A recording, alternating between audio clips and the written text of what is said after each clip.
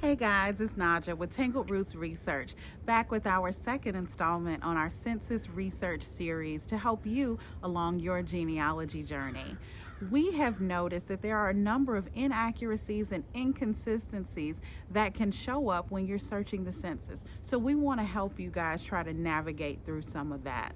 I personally have found that one of my branches of family is missing completely from the 1910 census, whereas another family in the same community is listed twice with slightly different details.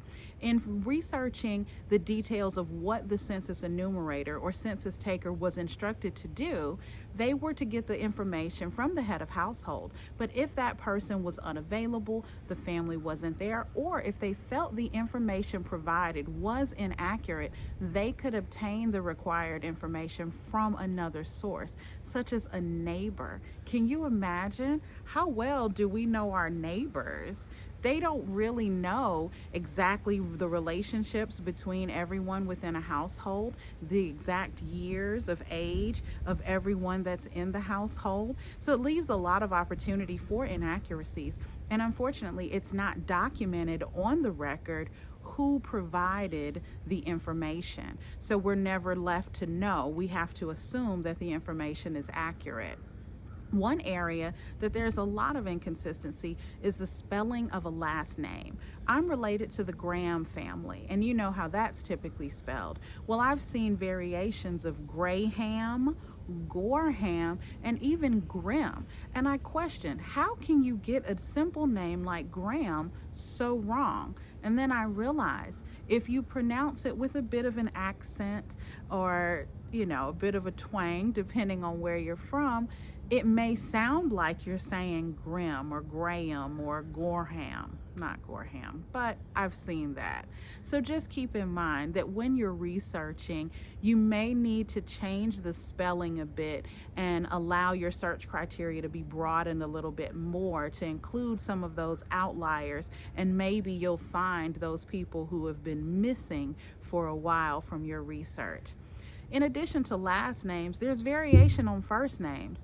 I thought for a long time that there were just strange names that were common to a certain time period, but I've realized they're actually abbreviations for a lot of men's names. For example, JNO is an abbreviation for John, JAS is for James, JOS is for Joseph, Chaz for Charles, Geo for George.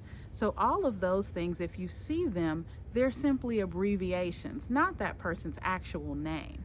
With women, I normally see nicknames more than I see abbreviations. So Anna or Annie or Ann could be an abbreviation for Hannah, Susanna, or even Anastasia. Elizabeth could be abbreviated, or not abbreviated, but have a nickname of Eliza, Liza, Betsy, or Beth. One that always stood out to me is that Peggy is a nickname for Margaret. I would expect Maggie or Madge, but Peggy is one that I didn't expect, but is apparently a very common nickname for a woman named Margaret. So do keep that in mind.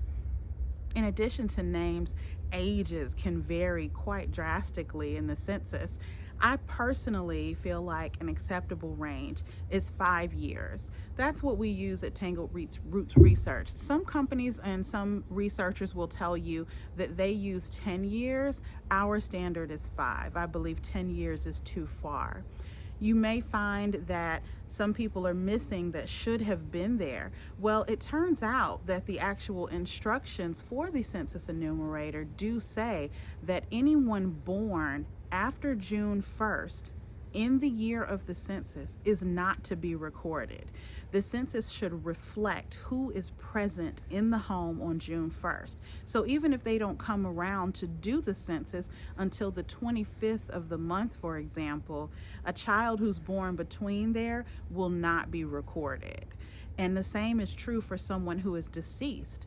If they've passed away between June 1st and June 25th, for example, they would be recorded because they were present on June 1st. So keep that in mind. That can definitely throw things off a little bit if you're expecting someone to be there in that record or not to be there. Young children or people with unisex names may have their gender listed incorrectly. Women's names like Johnny or Willie, those children may sometimes be listed as a son instead of a daughter. So these are just a few of the inaccuracies and inconsistencies that we've seen fairly common, and we do want you to be mindful of. And hopefully, some of these things that we've mentioned today would be helpful to you in furthering your genealogy research journey. As always, if you don't want to go it alone, please get in contact with us. We are at Tangled Roots Research on Facebook, at Tangled Roots Research on Instagram as well. And you can always go to our website or our YouTube page to keep up with what we're doing. We've got a new blog post up this week, and we'll have new information for you next week as we continue our census series. Take care, always searching.